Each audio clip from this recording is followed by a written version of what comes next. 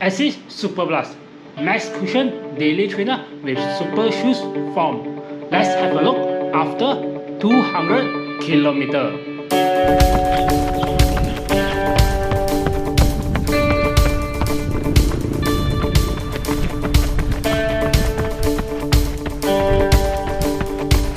Hello all, welcome back to the channel. I'm Kevin. Today we're going to have a 200 kilometer review on these shoes, Asics SuperBlast.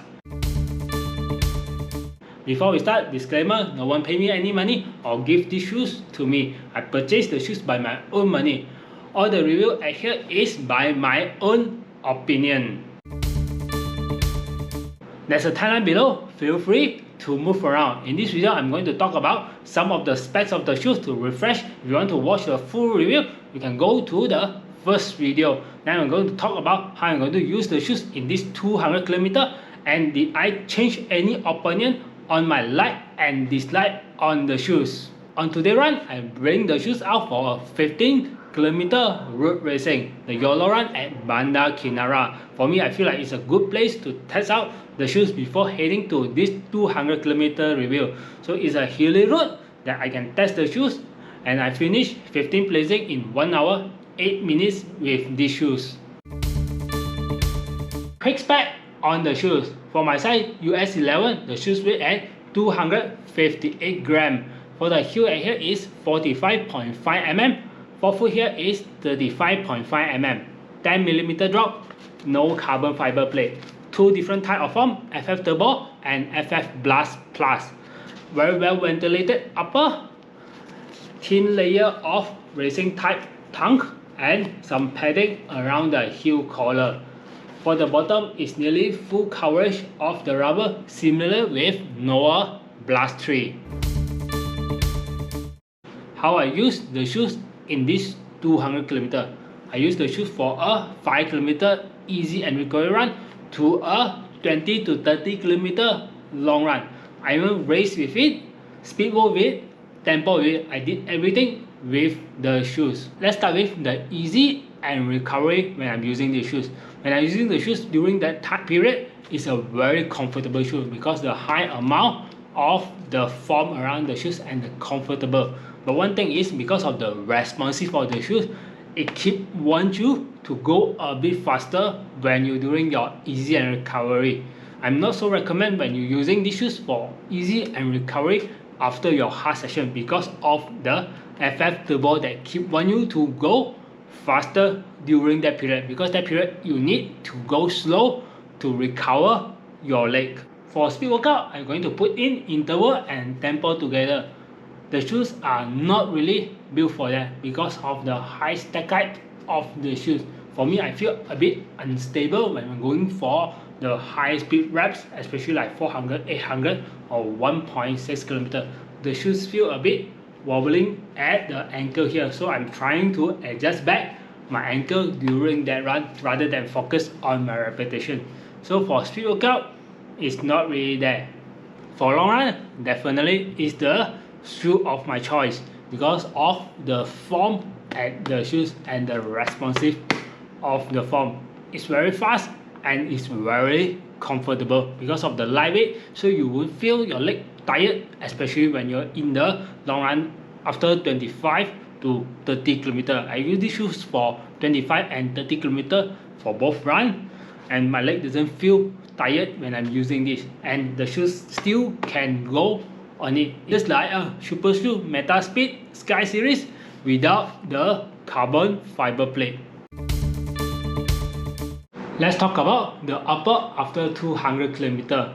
As you can see, the upper look very new and very stretchable. There's no hole or dirt, even though I use it on the rain, shine, everything still intact. The padding around the shoes are still in the perfect shape.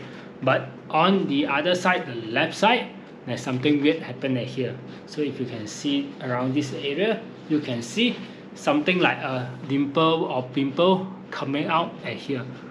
I'm not sure why it come out, but it's happened when I reach around 50 to 60 km down the road when I'm using the shoes. I don't think it's caused by my larger foot on my left side because my right foot are larger than my left foot. So, but the damper happened on my left shoes.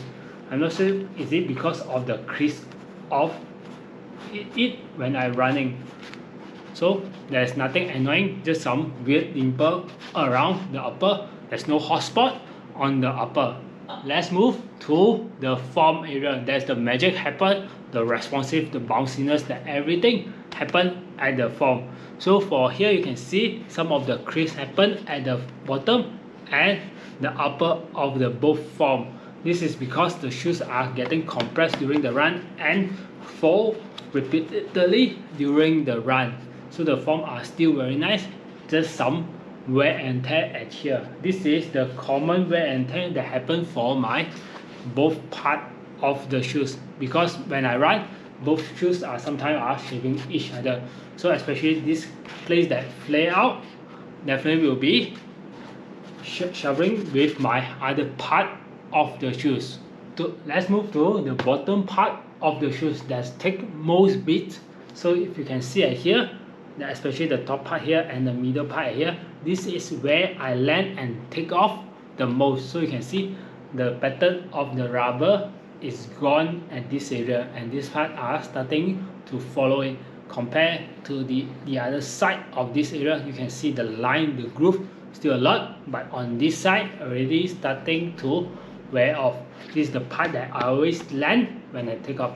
And this type of form, you can see here, you can see compared to the other side will start to wear out.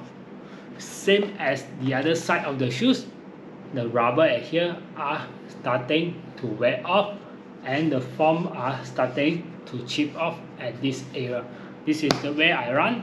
Where I land, I always land on the forefoot outer. So I always land at here and I just take off from this area. So you can see this part are way faster than the other part of the shoes. For the light, definitely I will stick with my first impression review. The premium feel of the upper, breathable and stretchy upper. The just amount of the padding at the tongue and the correct amount of the padding around the heel collar. So for the form, that's the magic that I will like the most, bouncy and soft. For the dislike, definitely is the grip itself. The shoes are not really grippy, especially when you wet. The shoes will go here and there during the wet time. And the second one is the price of the shoes. 849 ringgit is a bit pricey for these shoes. The third dislike that I found out during this time period is the hole around this all area. The rock will trap inside in all this area.